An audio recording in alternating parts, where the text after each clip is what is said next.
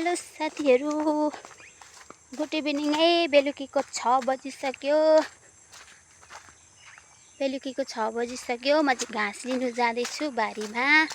आमाले काटेर राखिदिनु भएको छ, घाँस लिनु गएको। यो चाहिँ हाम्रो ब्याड, धानको ब्याड है, धानको बिउ हो। यत्तिको भइसक्यो। अनि यो चाहिँ हाम्रो